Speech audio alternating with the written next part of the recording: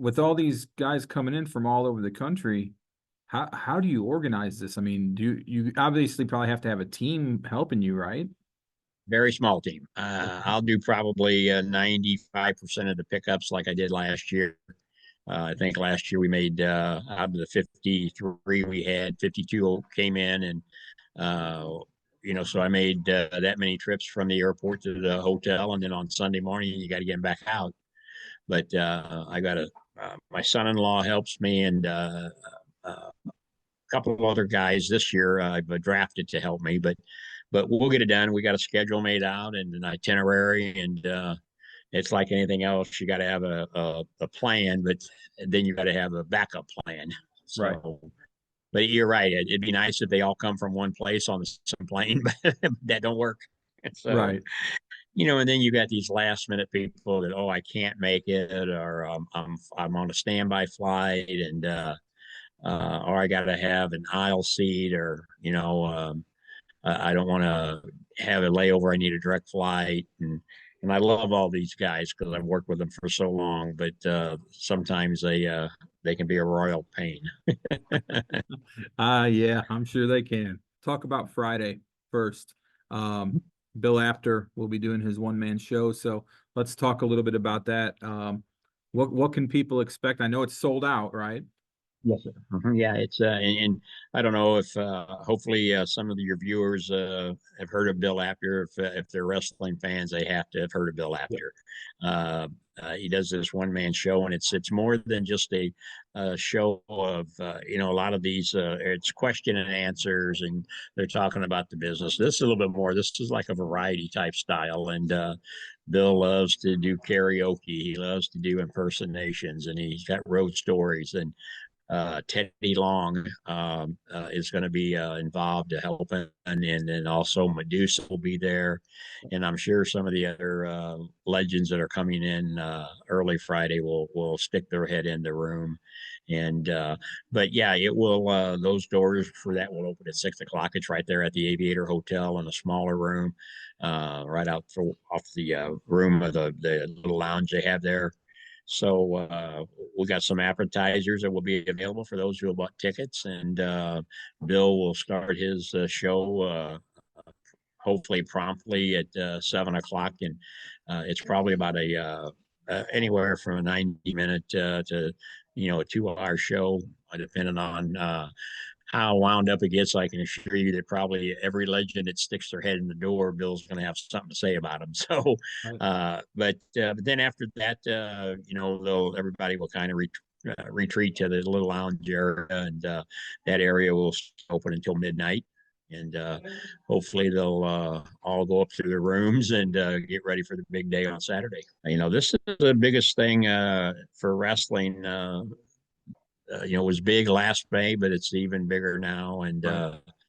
with adding the Bill Apter part of it, because we originally had him booked last year, and he had to call and cancel the next day. He said, "Hey, I forgot it was Mother's Day weekend, and plus it's my anniversary." And I Oh, said, "Happy wife, happy life." And then this year when I announced the date, he called me right away and said, "Hey, I'm in if you need me." And I said, "Sure, let's do it," because I've seen a show, and he's added to it since out in Vegas, and okay.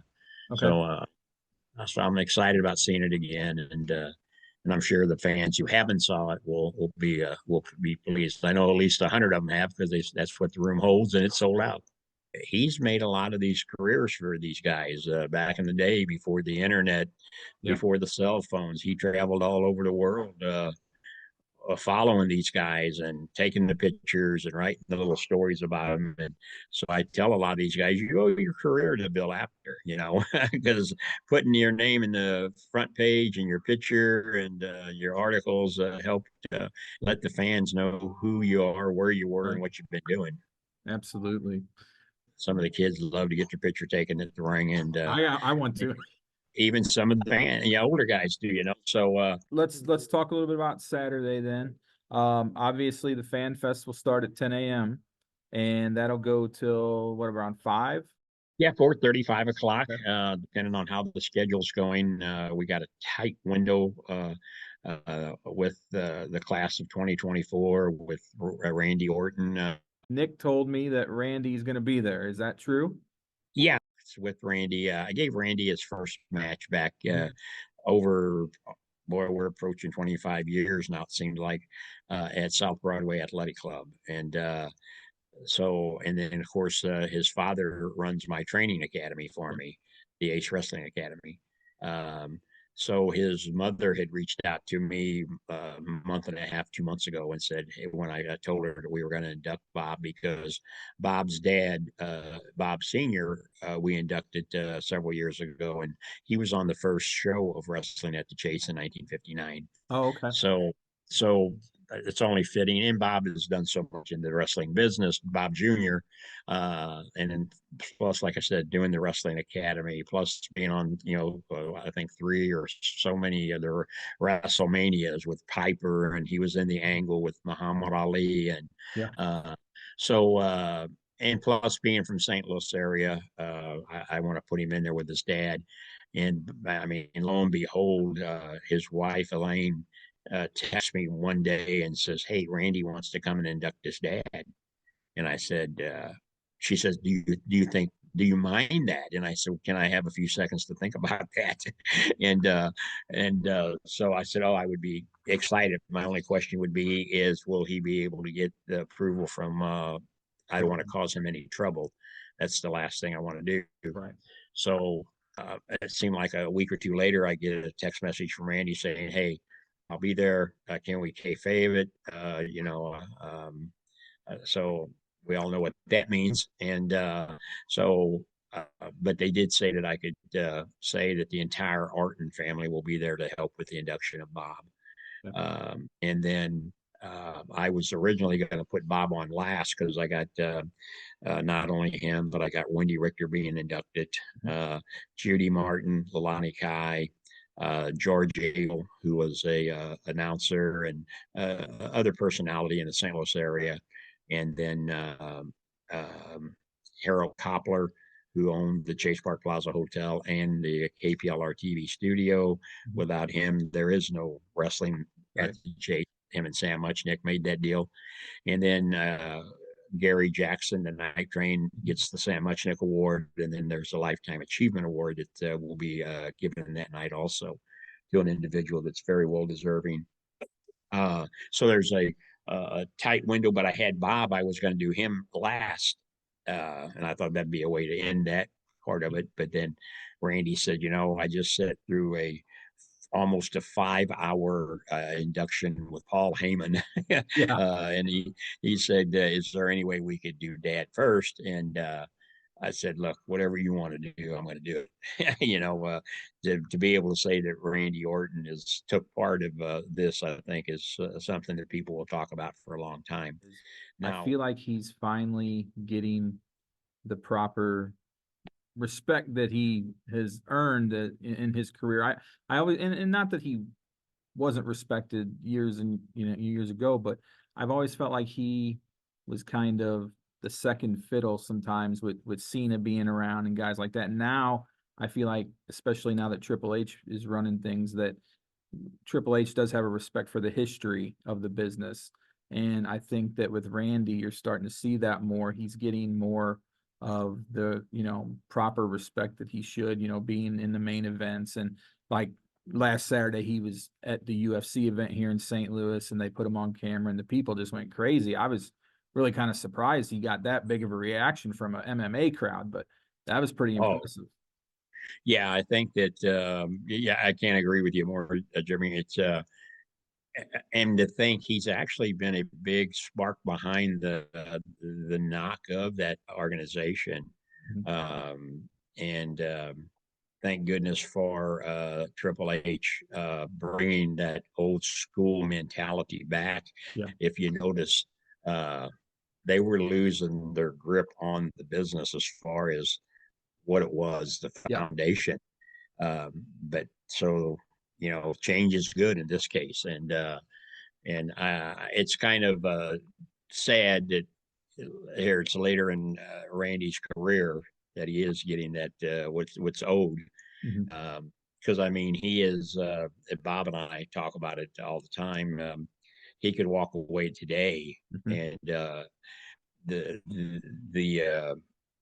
his second career of just going out and doing autographs and personal appearances would be another full-time job for him. Yes. And I'm not saying he's going to do that, other than that, whatever the contract. But he's really taking care of himself money wise, and where a lot of guys don't. Right. And so I'm happy for him, and so that's why I for a long time, and I don't know if it's on there, I haven't checked recently, but on his site, he put on there that his first match was at South Broadway Athletic Club. And so I get to brag about that a little bit. Tony Costa and I was the ones that helped facilitate that when Bob couldn't teach him anymore. But Right. then we put him in there with guys that we had, like night trained Gary Jackson worked with him, Ron Powers, Danny Boy, Hawkins worked with him at South Broadway Athletic Club. And now look at him. He's moved on big time. Yeah. And Oh yeah. Yeah. He's to me, he's the best heel in the business. And I tell people this all the time, the psychological aspect of his game is better than anybody. And you don't get to see that as much right now because he's a face, but when he's a heel, man, to me, he is the top of the top of the ladder. Well, and if you go back and look at any of Bob Jr.'s videos, I mean, there's a guy that whoever I talk to in this business, and Bob's name always comes up as being one of the best in the business, and he's very humble about it himself. And to think he's 70, say that Bob is 70 years old, and he still wrestles for me. I mean, just last year, him and Tony Atlas was my tag team champions. And we did that at our local Shriners event that we do annually. And when we left there, they both said, "Hey, thanks for making a couple of old men feel young again," because there wasn't one person in that crowd knew that was going to happen, and they were shocked.